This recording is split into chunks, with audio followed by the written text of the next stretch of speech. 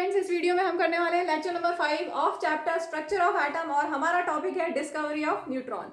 इससे पहले आपने क्या क्या पढ़ा हुआ है?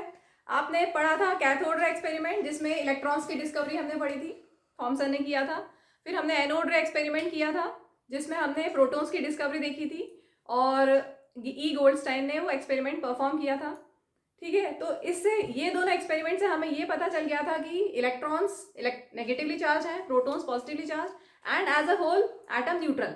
ठीक है, कोई दिक्कत नहीं है क्योंकि पॉजिटिव और negative charge equal and opposite है, तो as a whole electron atom neutral हो गया। लेकिन आगे जब एक्सपेरिमेंट्स करते गए साइंटिस्ट, ऐसा तो है नहीं कि यहीं पे रुक गए, कभी ऐसा नहीं होगा। ये जो क्वेस्ट है कि आगे क्या डिस्कवरी कभी खत्म नहीं होने वाली है, तो और आगे साइंटिस्ट ने, थॉमसन ने मॉडल दिया, न्यूक्लियर मॉडल दिया, रदरफोर्ड ने न्यूक्लियर मॉडल दिया, उसके बाद उनमें लिमिटेशंस थे, ड्रॉबैक्स थे, फिर हम आए कहाँ पर, नील बोर के मॉडल पे। ठीक है, इसके बाद यहाँ तक भी ये था कि प्रोटॉन्स और इलेक्ट्रॉन्स होते हैं, लेकिन इसके बाद और साइंटिस्ट ने और एक्सपेरिमेंट्स किए तो क्या देखा, जैसे एक एग्जाम्पल लेते हैं हम, हाइड्रोजन और हीलियम। हाइड्रोजन का एटॉमिक नंबर 1, हीलियम का एटॉमिक नंबर 2। ठीक है, इसका एटॉमिक मास 1 होता है और इसका एटॉमिक मास 4 होता है। तो अभी तक मान लीजिए कि आपके पास न्यूट्रॉन्स डिस्कवर नहीं हुए हैं, तो अभी तक हमने, हमारी जो नॉलेज है उसके अकॉर्डिंगली कितने इलेक्ट्रॉन्स और कितने प्रोटॉन्स हैं, 1 इलेक्ट्रॉन 1 प्रोटॉन, और इसके पास 2 एटॉमिक नंबर 2 है, तो 2 इलेक्ट्रॉन्स और 2 प्रोटॉन्स है। ठीक है, 1 नेगेटिव चार्ज 1 पॉजिटिव चार्ज, तो as a whole it is neutral.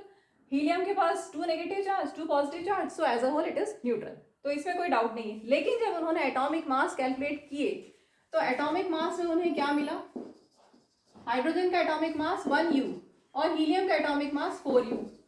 ऐसा मान लीजिए कि सपोज आपके पास न्यूट्रॉन्स नहीं है, सिर्फ आपके पास इलेक्ट्रॉन्स और प्रोटॉन्स हैं, तो कितना होना चाहिए इसका, हाइड्रोजन का एटॉमिक मास है 1U, हीलियम का, अगर हमारे पास सिर्फ प्रोटॉन्स है 2 प्रोटॉन्स है, देखो इलेक्ट्रॉन्स के नेगेटिवली चार्ज होते हैं और उनका जो मास है, इलेक्ट्रॉन का मास नेग्लिजिबल होता है, ये हमने पढ़ा था, 1/2000 times the mass of proton. तो इलेक्ट्रॉन्स बहुत बहुत लाइट वेट के हैं, उनका नेग्लिजिबल मास है, तो उसको हम एटॉमिक मास में कंसिडर नहीं करेंगे। मतलब mass of proton should be equal to atomic mass, जितना, अगर जो प्रीवियस नॉलेज है उसके अकॉर्डिंगली मास ऑफ प्रोटॉन जितना है वही एटॉमिक मास होना चाहिए।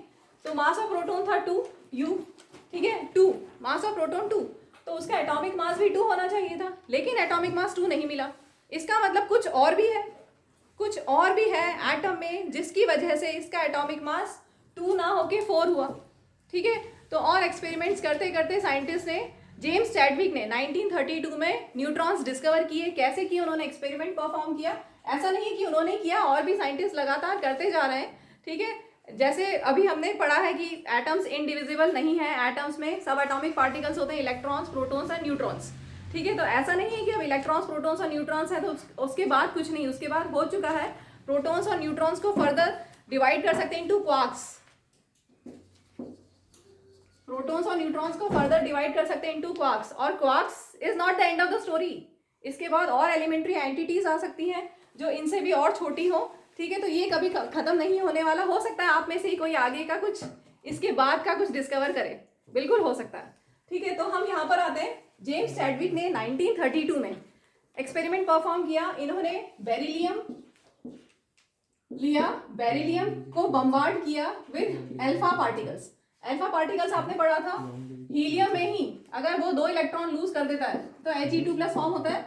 ये हमने रदरफोर्ड के एक्सपेरिमेंट में पढ़ा था। हीलियम एटम अगर 2 इलेक्ट्रॉन्स लूज कर देगा तो उसके पास 2 चार्ज आ जाएगा, +2 चार्ज आ जाएगा, तो यही है alpha particles, doubly charge helium nuclei.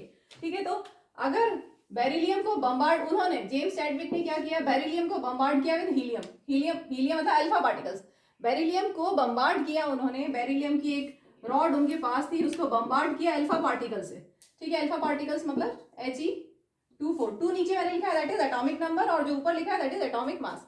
Subscript नीचे जो लिखा है सबस्क्रिप्ट में 2 और ऊपर जो लिखा है वो 4। ठीक है, एटॉमिक मास। ऐसे ही बेरिलियम का एटॉमिक नंबर 4 और इसका एटॉमिक मास 9। ठीक है, जब बेरिलियम को बम्बार्ड किया गया विद हीलियम अल्फा पार्टिकल्स, ये बेरिलियम को जब बम्बार्ड किया अल्फा पार्टिकल से, तो उन्होंने क्या देखा, कुछ और बना, प्लस कुछ रेडिएशंस रिलीज हुई। कुछ रेडिएशंस रिलीज हुई, ऐसी रेडिएशन थी जिनका कोई चार्ज नहीं था, न्यूट्रल थी, लेकिन उनका जो मास था, जब कैलकुलेट उन्होंने किया, एक्सपेरिमेंटली कैलकुलेट किया, तो मास कितना मिला, approximately equal to mass of proton. ठीक है, अभी इसको कंप्लीट कर लेते हैं। कार्बन का एटॉमिक नंबर 6 और एटॉमिक मास 12। अगर आप यहाँ पे चेक करेंगे लेफ्ट साइड में सबस्क्रिप्ट में देखेंगे, यहाँ पर 4 और 2, एटॉमिक नंबर 4 + 2 6, यहाँ पर 6 हो गया। ठीक है, और यहाँ देखेंगे सुपरस्क्रिप्ट में 9 + 4 13, और इधर भी 12 + 1 13। रिएक्टेंट्स में जितना था टोटल मास उतना ही प्रोडक्ट्स में भी था, और एटॉमिक नंबर को भी सम किया तो हमें सेम मिल गया। ठीक है, तो ये एक्सपेरिमेंट जेम्स चैडविक ने किया, और उन्होंने बेरिलियम को बम्बार्ड किया with alpha particles. Alpha particles means doubly charge helium nuclei. तो उन्हें क्या मिला, कुछ रेडिएशंस एमिट हुई, और वो रेडिएशंस कैसी थी, जिनका कोई चार्ज नहीं था, और मास किसके इक्वल था, अप्रॉक्सीमेटली मास इनका इक्वल था मास ऑफ प्रोटॉन के। ठीक है, तो वो जो रेडिएशंस थी वो कैसी थी, हाईली पेनिट्रेटिंग रेडिएशंस थी, और they remain affected in an electric और मैग्नेटिक फील्ड। इसका मतलब कि वो रेडिएशंस न्यूट्रल थी। ठीक है, इस तरह से जेम्स चैडविक ने न्यूट्रॉन्स को डिस्कवर किया। क्लियर हो गया। तो न्यूट्रॉन्स क्या होते हैं, neutral particles. Neutrons are neutral particles, neutral subatomic particle having no charge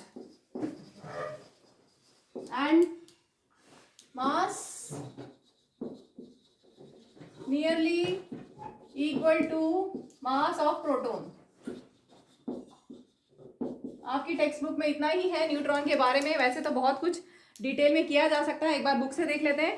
text book में इतना ही है, इतना भी नहीं, थोड़ा सा कम है। इन 1932 टेक्स्ट बुक से James Chadwick discovered another subatomic particle which had no charge and a mass nearly equal to that of proton। Clear हो गया। It was eventually named as neutron। Neutrons are present in the nucleus of all atoms except hydrogen। इसमें अगर आप neutrons देखेंगे, number of neutrons, hydrogen में कितने neutrons हैं, एक भी न्यूट्रॉन नहीं है। और हीलियम में अगर न्यूट्रॉन्स देखेंगे तो 2 आएगा, भी आगे नेक्स्ट लेक्चर में हम करेंगे। तो सिर्फ एक हाइड्रोजन एक ऐसा एलिमेंट है जिसके पास एक भी न्यूट्रॉन नहीं है। इसके अलावा बाकी सभी एलिमेंट्स के पास न्यूट्रॉन्स होते हैं। ठीक है, तो neutrons are present in the nucleus of all atoms. इसकी लोकेशन क्या थी, न्यूक्लियस। न्यूक्लियस में पहले प्रोटॉन्स थे हमारे पास सिर्फ, जब इन्होंने एक्सपेरिमेंट किया उसके बाद हमें मिल गया न्यूट्रॉन्स। न्यूक्लियस के अंदर न्यूट्रॉन्स भी मिल गए। ठीक है, बाकी बोर बरी के अकॉर्डिंगली, नील बोर के अकॉर्डिंग, इस तरह से इलेक्ट्रॉन्स रिवॉल्व करते हैं इन वेल डिफाइंड ऑर्बिट्स। ठीक है, protons and neutrons are inside the nucleus and electrons, ये इलेक्ट्रॉन बना है, electrons revolve in well defined orbits के शेल्स, KLMN शेल्स। ठीक है, और क्या दिया है, the mass of an atom is therefore equal to the sum of masses of protons and neutrons. इन दोनों का मास मिला के that is equal to atomic mass. Atomic mass will be equal to sum of mass of proton and mass of neutron, क्योंकि और electrons है negligible mass, तो इन दोनों का मास ऐड करोगे तो you will get atomic mass. Clear.